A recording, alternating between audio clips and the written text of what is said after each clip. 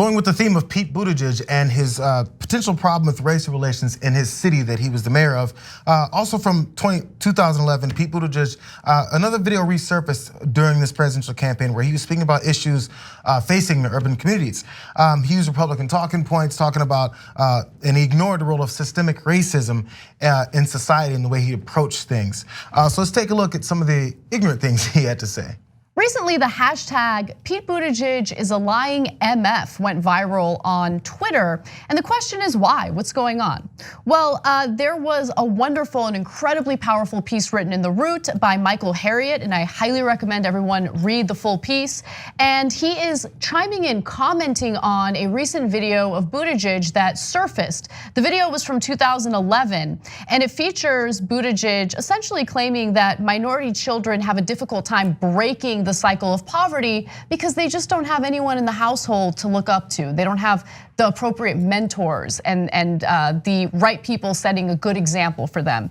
Now that was obviously a Republican talking point that we discussed on the show. But before I get to Harriet's points, I want you to watch that video in case you might have forgotten what he said, or maybe you hadn't seen it in the first place. Take a look. The greatest part of the population right now are people my age. And a lot of people my age don't have anything to do, and if they would just go and mentor, there'd be another inclusion in this whole thing. And you got these because the kids need to see evidence that education is going to work for them, right? So you see a lot of parts of that's town part of the where, motivation. Yeah, because you're motivated because you believe that at the end of your educational process there's a reward, there's a stable life, there's a job, and there are a lot of kids, especially the lower income minority neighborhoods, who literally just haven't seen it work. There isn't somebody they know personally, and I think that's who testifies to the value of education. So yeah, to meet that person. You bet.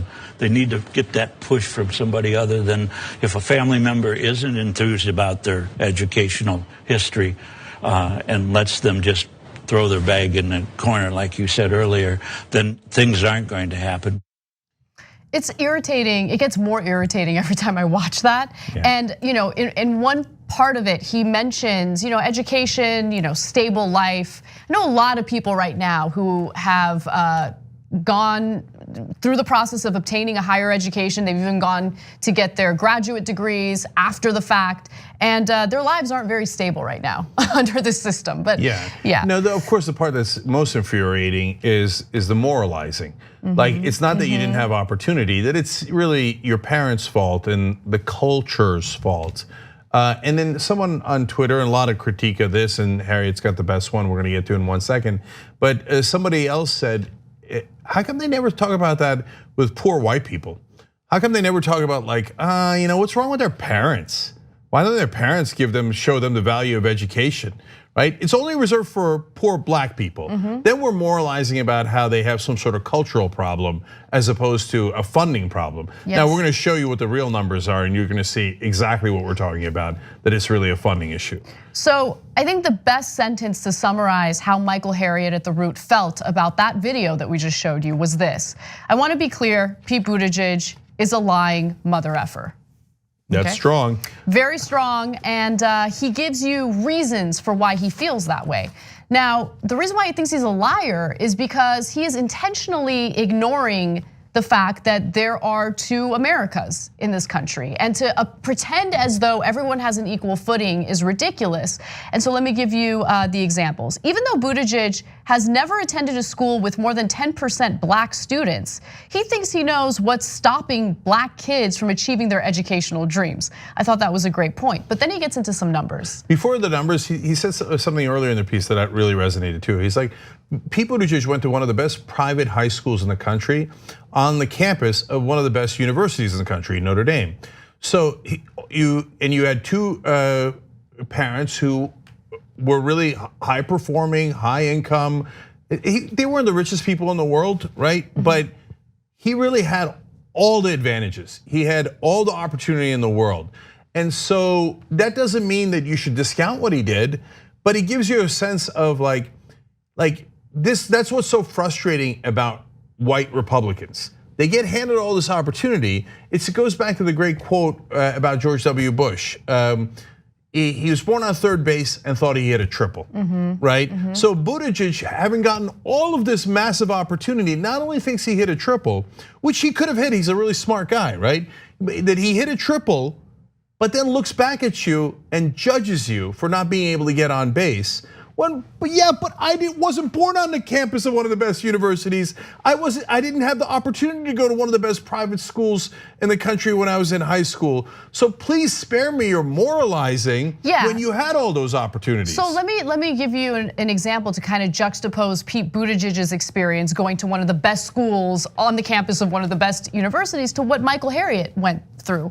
So he was living in the projects as a kid, and in order to go to school, he had to walk to school. They didn't have buses to take them to school. So what he had to do, like many other people living in the area, was walk, over a ditch, and there was no bridge. And the only way you could walk across that ditch was through this like makeshift bridge, right? And what was the bridge? It was just a wood plank that the kids used. And sometimes you slip and fall in, and it's a mess, and that's a real life. And he said if you didn't want to take the plank and risk falling into the ditch, you had to walk 30 minutes around, et cetera. And then, and he said he was lucky because some of the folks in the neighborhood who were doing, some illicit activities, because that was economic opportunity in their neighborhood, were actually decent enough to save up money for him and give it to him when he was going to college, so he'd at least have a little something.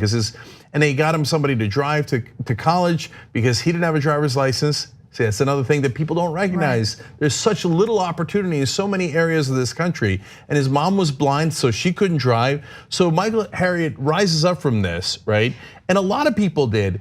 And then to see the Buttigiegs of the world look down their nose at you and say like, well, why doesn't everybody do it? No, but what's the amazing thing is that even in the circumstances that Harriet had to deal with, he feels this tremendous amount of gratitude. He considers himself lucky because he recognizes the support and support that he was able to have in his life that others don't. Like recognizing those differences and coming from a place of gratitude is so important. But now let's get to the actual statistics that he cites, because this is really the heart of the matter. It's the systemic change that needs to happen in this country to provide opportunities. It's not about culture. It's not about, these people are different from other people. There aren't enough mentors in the household. No, this is what's really going on.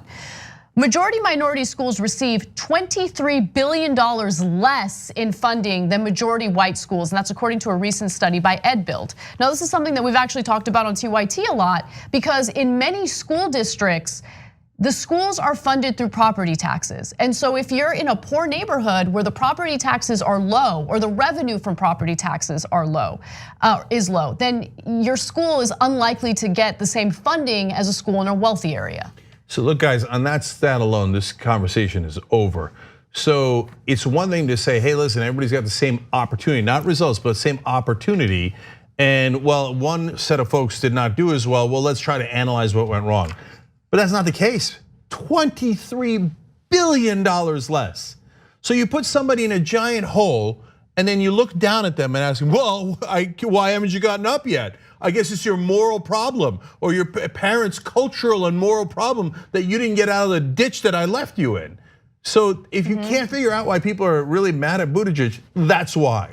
Let me give you more. The unemployment rate for Black college graduates is twice as high as the unemployment rate for white grads. So remember, they're both college graduates. Exactly. Black college graduates are paid 80 cents for every dollar a white person with the same education earns. With the same education. And white people leave college with lower debt and higher earnings. White kids get more resources, more advanced classes, and have access to more technology. Now, why do white students graduate with less debt and more savings? A lot of it has to do with interest rates that are charged on private loans. As we know through many studies, interest rates tend to be higher for Black loan recipients versus white loan recipients. And even more important, the average white family has 10 times as much wealth as the average Black family. And that is definitely a legacy of slavery, Jim Crow, and all of the abuse and the redlining and all the discrimination that African Americans have faced throughout our history. If you can't understand that, you just don't care about facts. Finally, I want to go to the last graphic because, again, as I said, you need to read his entire piece. The there are excerpts from it that we can't get to today because of we don't have enough time, but this was a really powerful portion of it. Pete Buttigieg is standing over a dying man, holding the oxygen machine in his hand and telling everyone, nah, he doesn't need CPR. He's just holding his breath. Negligent homicide is still homicide. Yeah, he came harder than I do, which is not amazing. Yeah, which is not normal. Anyway, I actually do want to give a couple more quotes here, that real as quickly as I can. He said, "It is painted as a problem of black lethargy and not white apathy." See, that's super powerful and really gets to the core of it. The white apathy is, well, I'm not going to fund your schools, okay? So because I don't care about you, and then so that's what leaves you in the ditch. Right. And then they turn around and say, oh, you're just lazy. Totally. God damn it, how is that not frustrating, right?